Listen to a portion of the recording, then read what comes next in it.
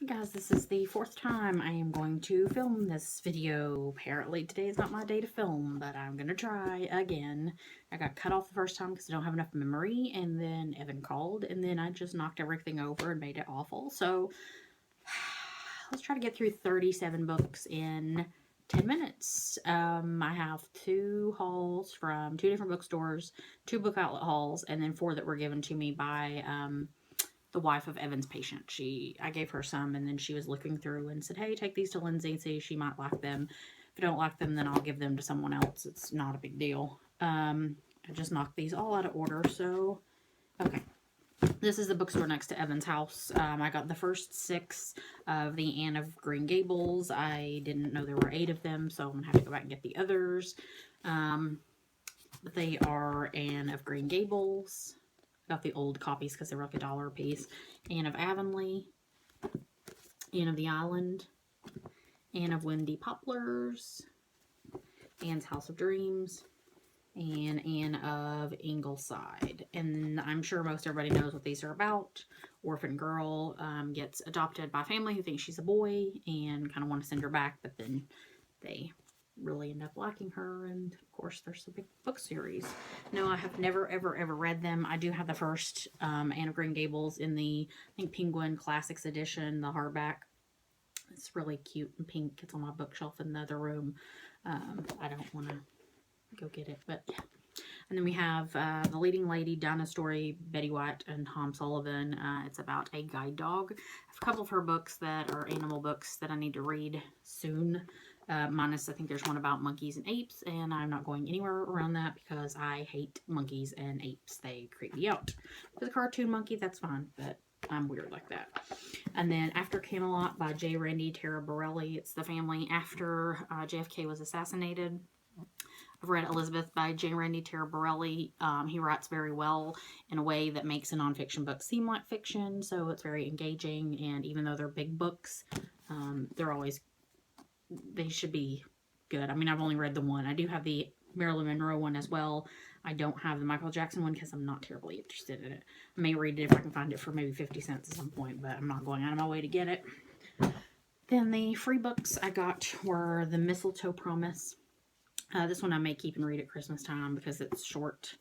Christmas at Harmony Hill by Anne Gabhart. I may keep this one as well because it's short and it's Shaker / Amish. Child of Mine, David and Beverly Lewis. This one's Amish book. And In Search of Eden, Linda Nichols. I've read the synopsis on the back of this 50 times. Apparently I can't comprehend.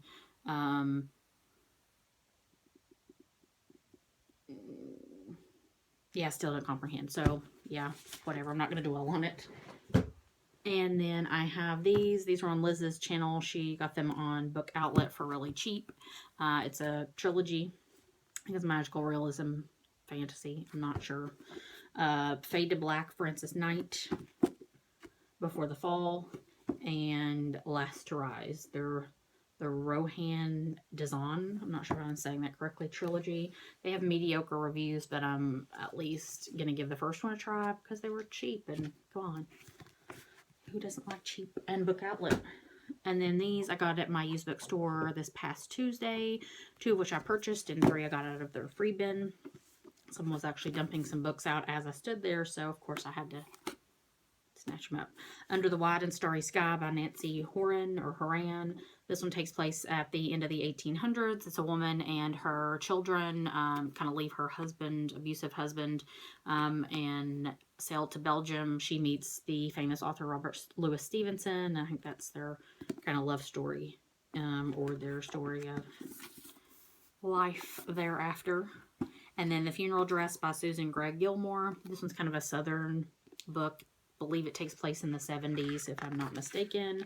It is a woman, yes, 1974. A woman who goes to work in a mill, and she kind of, she has a baby, she doesn't have a husband, doesn't have a house, so this older woman kind of takes her in to help her and the baby, and the woman gets ill, I do believe, so she, working in the mill, wants to make her a funeral dress. The whole town is just kind of disgusted, or oh my gosh, no, up in arms that you don't make this cherished member of society. You don't make her a dress, you know, heathen, unmarried woman. And that was the attitude down here in these days, back in those days. So should be interesting. And then the 3 freebies, I got Fall on Your Knees by Anne Marie McDonald. Apparently this was an Oprah's Book Club book back in the day, and I don't know much about it. I have a friend that read it. She couldn't tell me what it was about or if she remembered it. She read it so long ago, but if anybody knows if it's worth bumping up on the TBR, let me know. The God of Small Things, Arundhati, Roy. We'll say Arundhati. This one takes place in India, or at least as an Indian family, I should say. And then The Truth Is, Melissa Etheridge. This is like a 15-year-old book, so it's very dated. I know there's a lot more that could be added to this in those 15 years, but it was free. I like celebrity books, and it's relatively short, so we'll see. And then these, my book outlet, 17. I gotta get through 17 of them in like 4 minutes, so I'm gonna rush. We got Rivals for the Crown, Kathleen Givens. This is a sequel, so I gotta find the prequel. And 3 by Kristen Simmons. This is the 3rd in a young adult dystopian trilogy. I did not know. I like when they surprise me and send me signed copies because that tickles me to death. Let's see. Boom. The other 2 I have are paperback. For some reason I thought that they were hardcover. Doesn't matter. We'll read just the same. Fever by Mary Beth Keane. This one is about Typhoid Mary. I have another young adult book that I purchased recently about Typhoid Mary, so apparently maybe I need to do some Mary and May thing and read all about her infecting people. We All Wore Stars. Memories of Anne Frank from her classmates Theo Koster. This one, it took right after World War II, they took her classmates that survived and interviewed them about what kind of a person that she was. I want to read that one soon. The Secrets of Raven Point. This one takes place after World War II. Basically, a girl finds out her brother is missing in action and the war and kind of wants to go find him, travels to the front lines. I'm sure there's a love story involved in that one.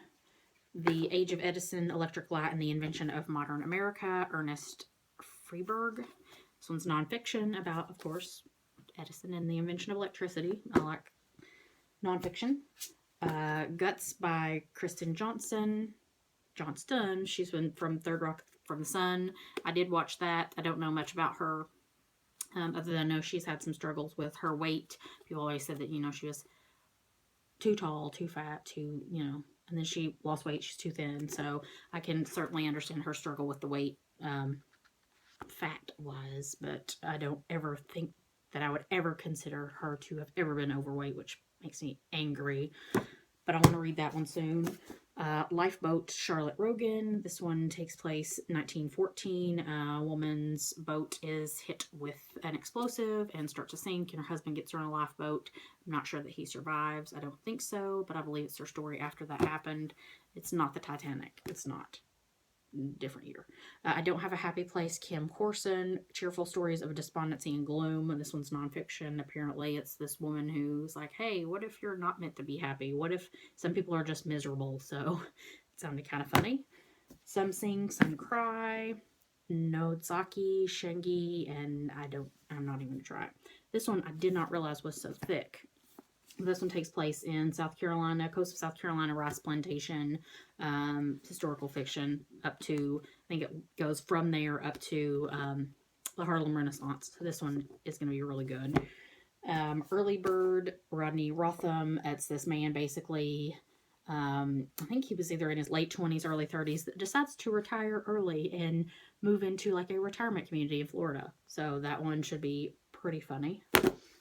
The Truth About the Harry Hubert Affair by Joel Dicker. This one I saw on Elena's channel, and she was talking about how this one was basically this man, author, young girl goes missing. He was involved with her. I think she was very much underage, and it kind of like was put on the back burner, and then years later kind of gets resurfaced, and he goes to prison, and it's this whole kind of unraveling of his life and the events, if he really abducted her or did anything about it. Unlucky Warrior, a Jewish soldier in Hitler's army. This one, I believe, is fiction. young adult. The Book of Joan, Melissa Rivers, self-explanatory nonfiction about Joan Rivers, written by her daughter. It Was Me All Along, Andy Mitchell. This one is Girls' Lifelong Struggles with Weight. So that one I want to read soon. I have 2 more in a big stack. Love Saves the Day, Gwen Cooper. And this one is fiction romance, I believe. And then the Book of Speculation, Erica Swyler. Don't know much about it. It's been on my wish list forever. Love that the cover has books on it. But that's all. That's it. I think I'm about to where my camera's going to cut me off because I don't have any more time left in my memory. But if you've read any of these, if you like any of them, think I should read them soon, let me know. But I will maybe see you later unless I go on a book ban.